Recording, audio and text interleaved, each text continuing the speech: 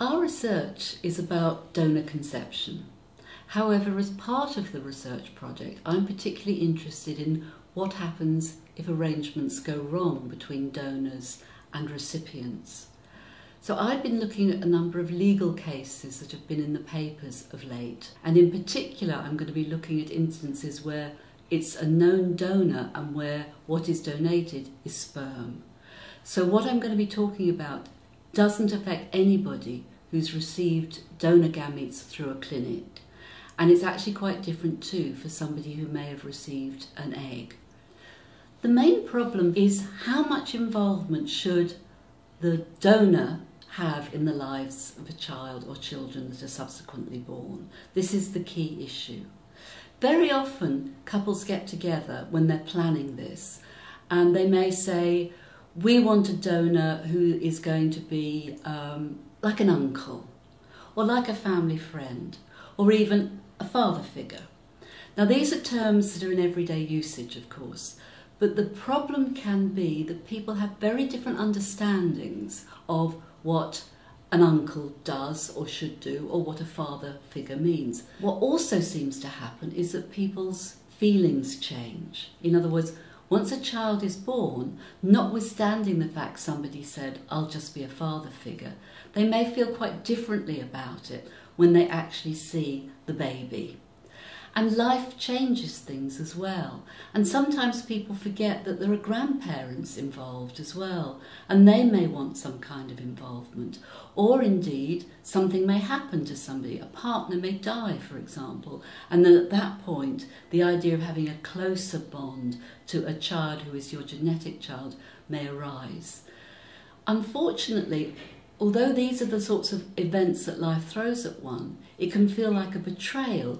What judges are coming round to thinking is that couples have a proper written contract. Now the idea of a written contract is quite important because it does actually allow you to think through whether you both do agree that somebody who's an uncle has staying contact or not, and you can sort that out at an early stage.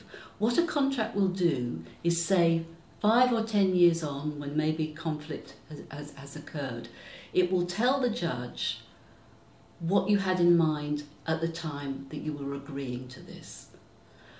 But I do want to underline, it isn't going to necessarily be what a judge will decide should happen. What the judge is going to say is what's in the best interests of the child.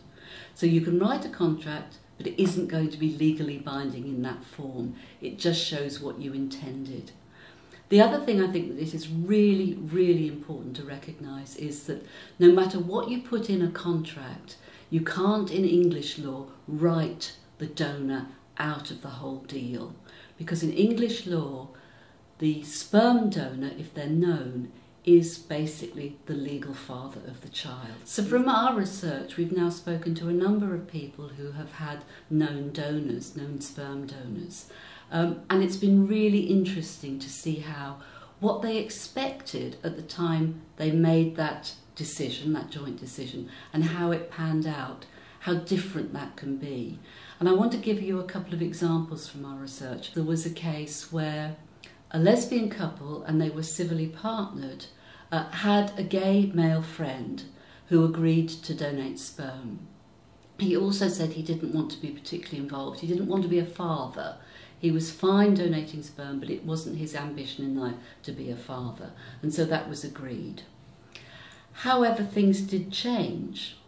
But what changed was that the donor's mother became seriously ill, in fact terminally ill. And because this was her only grandchild and the only grandchild she was ever likely to know, she wanted to form a relationship with the child. So the couple introduced the infant to the grandmother, the paternal grandmother, and it made the last few months of her life so much better. But in that process, the paternal grandfather also became involved in the life of the child. And when the grandmother died, the paternal grandfather wanted to maintain that relationship with the child. So somebody perhaps nobody had thought of, i.e. the donor's father, then became a very close grandfather to the child in this instance. This wasn't what the couple had ever imagined or anticipated, But luckily for them, they saw it as entirely positive because it was an additional grandfather for their son. The second case I'm going to refer to is slightly different. In this instance, it was a lesbian couple, and the person who agreed to donate sperm was the partner of one of their brothers. So he didn't want to be a father either. He wasn't interested in becoming a father. So he donated the sperm, and one of the couples became pregnant and she had a child. Unfortunately, her relationship broke down and she was left in really difficult economic circumstances. And in that situation, what happened was her brother became much more involved in the life of the child. So it would never have been written into a contract. Nobody would have thought that, but actually it worked extremely well. So I think what we learn from the more sociological perspective is, even if you've got a contract, life changes things. You can't put things into a box, seal the lid down and say nothing will change. And the other thing I think too that one needs to recognise is that if you're thinking of the child, then it's a matter of, should the child have these kinds of relationships as well?